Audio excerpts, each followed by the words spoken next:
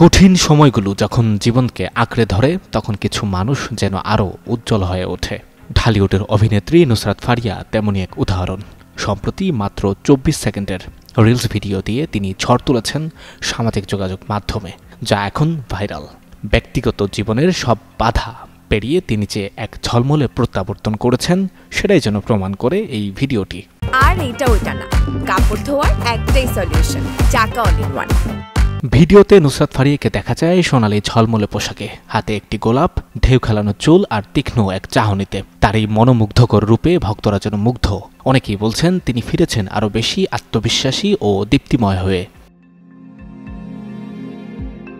এই ঘটনার আগে তিনি নিজের ফেসবুকে একটি লাল পোশাকের ছবি দিয়ে ক্যাপশনে লিখেছিলেন, লালটা আজ শুধু কাপড় না, আমার মুড।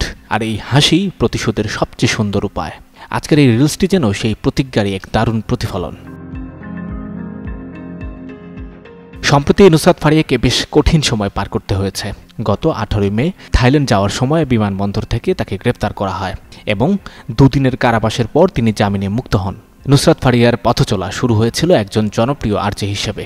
এরপর তিনি একজন সফল উপস্থাপক হিসেবে খ্যাতি অর্জন করেন। অবশেষে 2015 সালে যৌথ প্রযোজনায় সিনেমা আশিকির মাধ্যমে তিনি বড় পর্দায় পা রাখেন এবং নিজের অবস্থান তৈরি করে নেন।